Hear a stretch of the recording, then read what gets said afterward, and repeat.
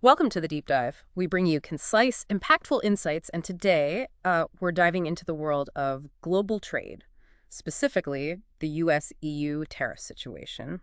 There's a crucial new agreement just announced on July 27th, 2025, and that's our focus. Yeah, our mission here is to really unpack this thing. What led up to it? What are the actual terms? And, what does it mean for global commerce? And maybe even for you, the listener, how might you feel these shifts? Exactly. And we're working from professional, verified sources here. We want to cut through let's say, the noise and get straight to the facts, the context, the goals, the fallout, the challenges of this specific agreement. Solid insights, that's the aim. Okay, so let's set the scene a bit. President Trump's second term, starting 2025. The U.S.-EU trade relationship has been, well, let's just say tense, is putting it mildly. Definitely shaky ground. Right. Escalating tariffs, talk of a full-blown trade war. It felt like we were right on the edge. This agreement wasn't just routine. It feels like it was pretty urgent. Absolutely. A stabilizing effort was needed. So, okay, let's unpack this. What were the immediate goals both sides were aiming for here? What were they trying to achieve right away? Well, the goals were actually very clear, driven by that urgency you mentioned. First, definitely avoid tariff escalation. Stop the bleeding. So trying to prevent that threatened 30% tariff from Trump. Exactly. Prevent that, which would have been disastrous. Second, stabilize the whole commercial relationship. Businesses need predictability, confidence. That was key. Makes sense. Third, protect strategic industries. Think cars, agriculture, tech. Both sides needed to ensure their key sectors still had market access. Okay. And finally, promoting, let's call it more balanced trade. And that's where you see the EU making big commitments to buy U.S. energy and military gear. Right, those big figures we heard about. Okay, those are pretty significant aims, especially with the trade war looming. So the big question, what did they actually agree on? What are the terms of this truce? Okay, so here's where it gets interesting, the actual deal points. First, tariffs. They landed on a general 15% tariff for European exports going into the U.S. 15%. How does that compare to before? Well, it's a bit higher than the 14.8% it effectively was just before this. That was the old 4.8% plus the recent 10% universal tariff. But crucially, it's way down from the threatened 30%. So a compromise. A significant step back from the brink, though. Definitely. Then those EU commitments you mentioned, big ones. $750 billion in U.S. energy purchases, primarily to shift away from Russia. That's the stated goal. Strategic move there. And another $600 billion invested in U.S. military equipment and other sectors. These are the numbers Trump specifically flagged as a win. I bet he did. And any specific product exemptions? Yes, also very important. A 0% tariff system for certain things, aircraft, semiconductors, some chemicals, generic medicines, basically taking those off the table entirely. Okay. And critically, the EU agreed to suspend its own planned counter tariffs. That was about 93 billion euros worth, set to hit on August 7th if no deal was reached. So they pulled back too. Wow, 93 billion euros. That's serious leverage they gave up. It really shows how close things got. How did we even get to that point? Can you walk us through the timeline? I bet this didn't just happen overnight. No, absolutely not. The tension had been building. It really ramped up back in April 2025.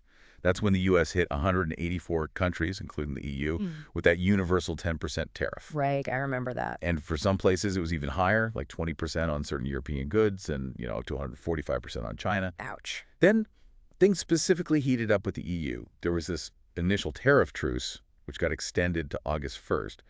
But on July 12th, Trump made that direct threat.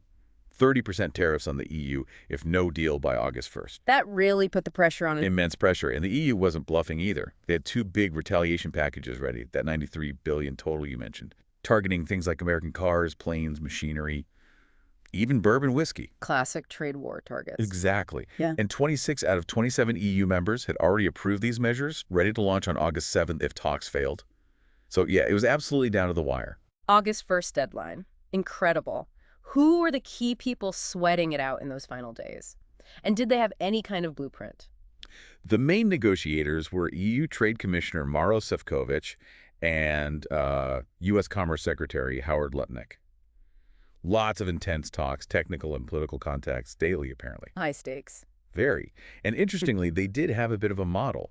The U.S. had recently struck a deal with Japan, also setting a 15% tariff. It seems like that provided sort of framework they could adapt for the EU situation. Ah, okay. That makes sense, having a precedent. Now, you mentioned specific exemptions earlier, but one thing that stood out in the source material was something not included. Pharmaceuticals. That's a really important detail, yes. Pharmaceuticals were explicitly excluded from this agreement. Why was that? President Trump. He was apparently quite firm on prioritizing pharmaceutical manufacturing in the U.S. He sees it as a critical domestic industry, so he insisted on carving it out of this particular deal, reinforcing that Made in America focus for pharma. Got it. So after all that drama, the threats, the last-minute scramble, the deal is done. What was the immediate reaction? What did people say? How did the markets respond? Well, the immediate reaction was mostly relief, I'd say. You had Ursula von der Leyen, the European Commission president, calling it a great agreement, stressing the stability and predictability it brought back. Being positive from the EU side. And President Trump, well, he framed it as a big win, naturally. He really emphasized those EU investment commitments, saying it fixed trade imbalances, victory narrative. As expected. What about the markets? They usually tell a story. They did. Optimism. European stock indices, S&P 500 futures, they both jumped about 1% right after the announcement. Clear sign of relief from investors. The dollar also got stronger. EUR/USD dropped to around 1.1740. But looking at social media, like on X, reactions were more mixed. Oh, how so? You saw some people, like one user at OVO, saying it was clearly U.S. victory.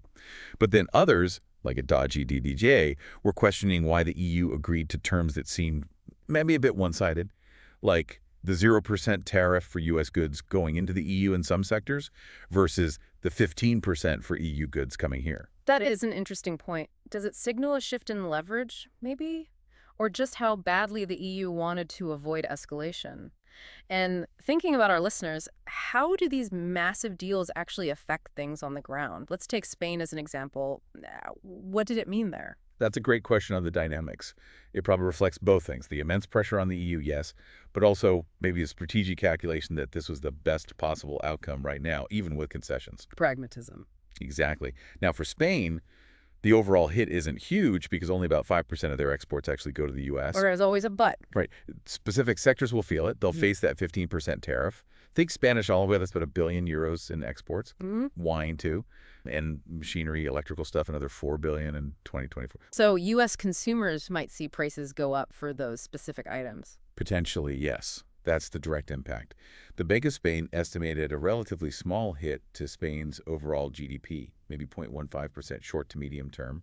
So not economy-wide devastation, but definitely a pinch for certain industries and potentially for you, the consumer, buying those goods. Okay, so summing up then, the core takeaway seems to be that this deal was a necessary, pragmatic compromise. It stopped things from getting much, much worse. That's a good way to put it. It was about finding that balance point, however delicate, between Trump's protectionist stance and the EU's absolute need to keep its access to the U.S. market.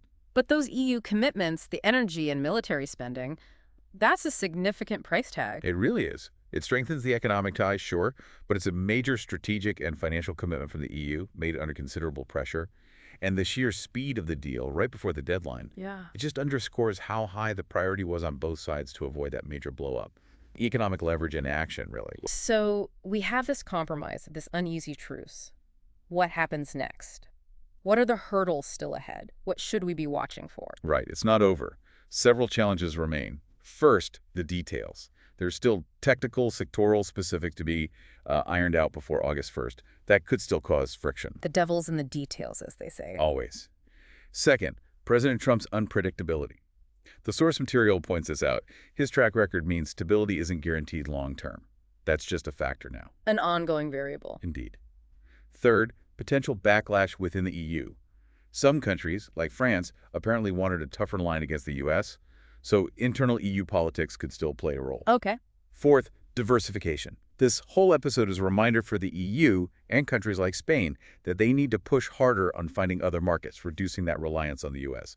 Think deals like Mercosur. Makes strategic sense. And finally, back to the consumer impact. That 15% tariff, it could genuinely lead to higher prices for European goods here in the U.S. That affects shoppers, and it could make some EU products less competitive over time. So it really feels like, while maybe not ideal for everyone, this agreement provides a much-needed breathing space, a respite, in a pretty volatile global economy. It bought time. It certainly did. A crucial pause.